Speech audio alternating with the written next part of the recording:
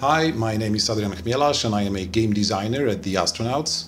I want to show you a bit of the gameplay from The Vanishing of Ethan Carter and give you some insight into the design philosophy behind the game.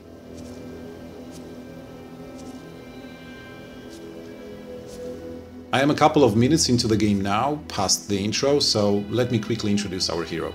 You play the game as Paul Prospero, an occult-minded private detective who's received a disturbing letter from a boy named Ethan Carter, and realizing that the boy is in danger, arrives at Ethan's home of Red Creek Valley.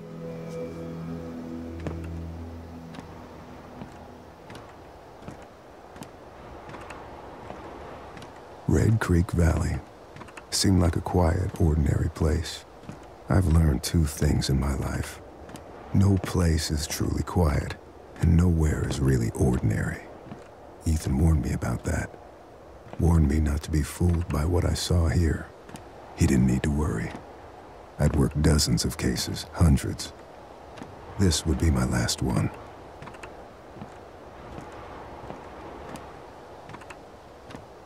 So that's our entrance into the valley.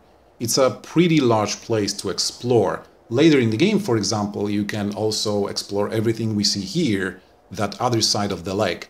Actually, if you wanted to, you could go there right now, because we're not putting any artificial blockers in your way. It's totally up to you as to how you go about on your quest of helping Ethan.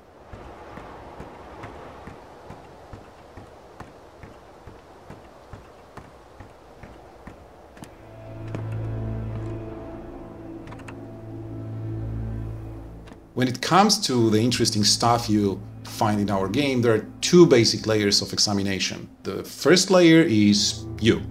We're happy to let you look around and think and speculate and draw your own conclusions about what you see. For example, you may notice that there is some blood on the rail car, but there is none on the bridge. So whatever bad happened, it didn't happen here. The second layer is this.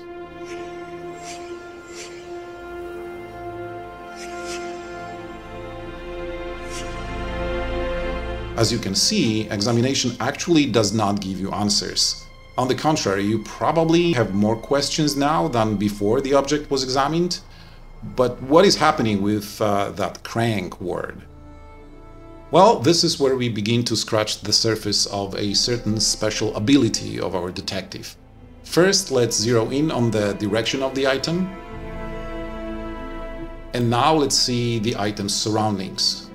Let's see, the crank is near some rocks by the water. That's our main clue to go on. But if you look a little longer, you can find additional clues as for the item's location, like the relation of this place to the dam we saw in the distance.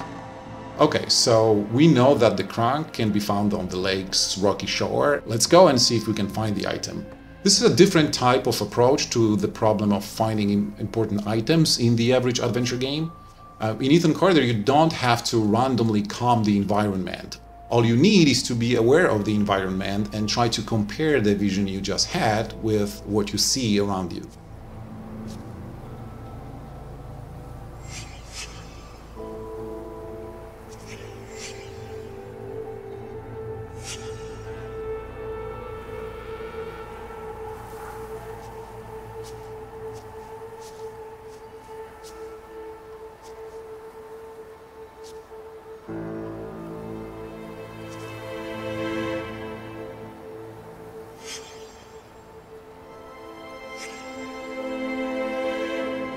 Whenever you discover an important clue, you tag the area with a short description of it. This helps to build a mental 3D image of the scene and is another step to understanding what exactly happened here.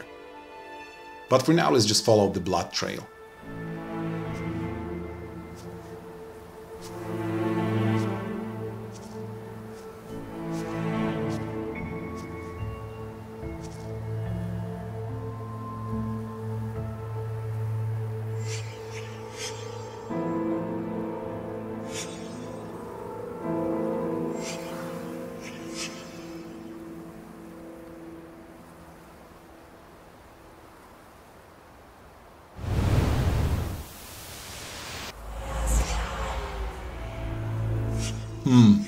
Alright, it seems I cannot connect with the deceased yet, as the death scene has been altered in some way. In short, the concept here is that the dead would happily talk to you, metaphorically speaking, but the world around them needs to be as they remember it right before their death. I want to leave the details of this concept for you to discover in the game, so for now let's just search the area for more clues. By the way, it's your choice whether you want to investigate this death further or if you want to leave it for now and maybe return to it later.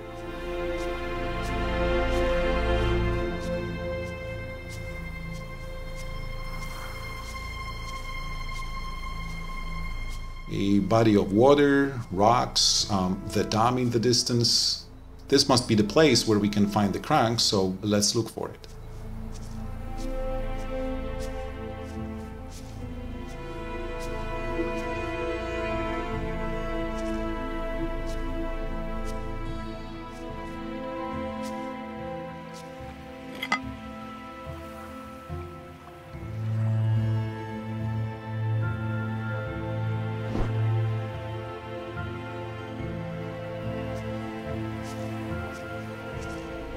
Before I return to the railcar and use the crank, let's see if there are any other clues in the area.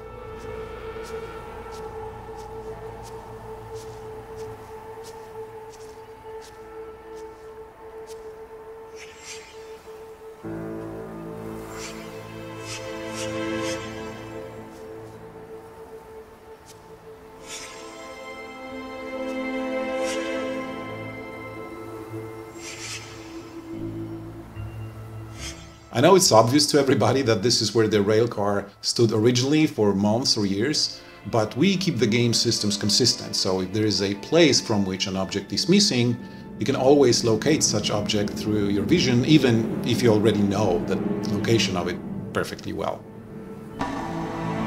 Let's use the crank and get the railcar back to its original location.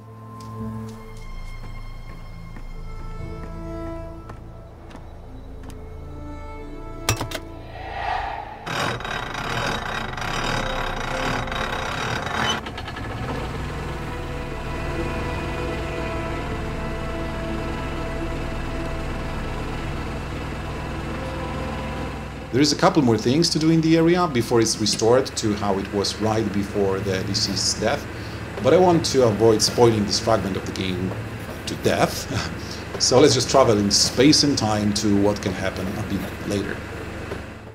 I've restored the death scene, so let's go and talk to our corpse.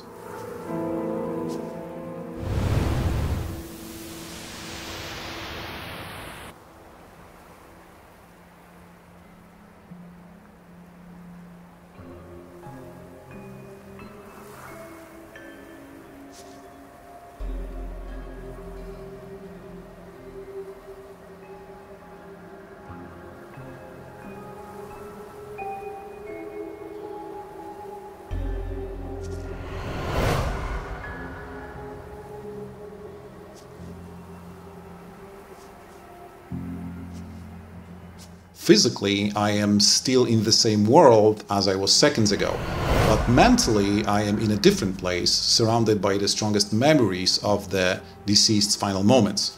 My first job is to locate all the memories, and that's exactly what I am doing right now. When you find all the memories, the next phase begins. In order to sink deeper with this death imprint, you need to build a mental image of the chronology of the entire murder. This is when your own detective skills come in order. Here is a simple example. As you can see, the victim here already has both legs severed. And this is where we found the legs earlier, and well, the guy still has them both attached. So this memory here must be from an earlier time than the memory over there. Sticking to our no spoilers policy, let's jump in time again. After you propose the chronology, it's time to focus and visualize the crime. Travis! Listen to me! We can destroy it! I know how! You can't destroy it, Ethan. You can't destroy time. And that's what he is. he is forever?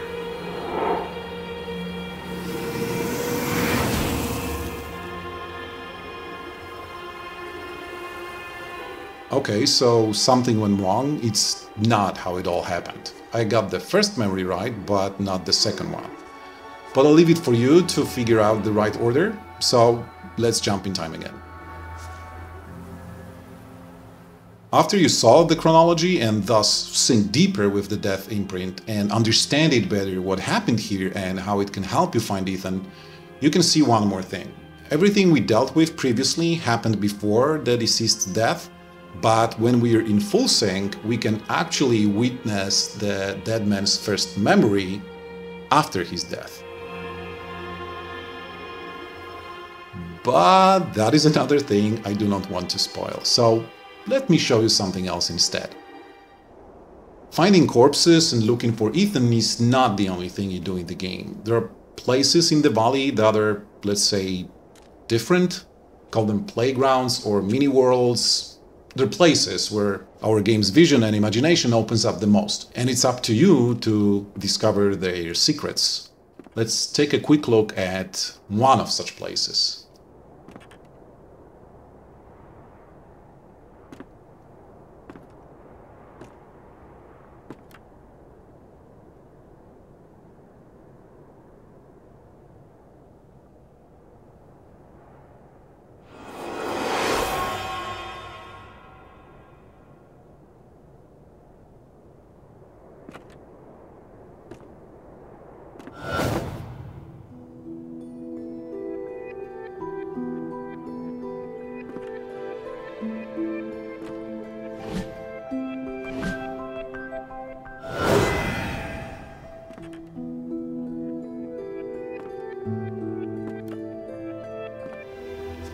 And here is another weird place.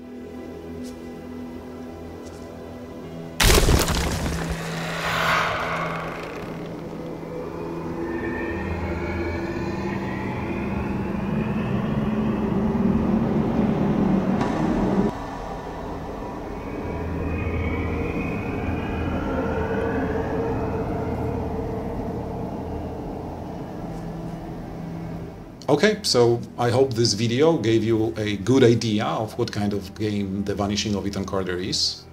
Thank you for watching.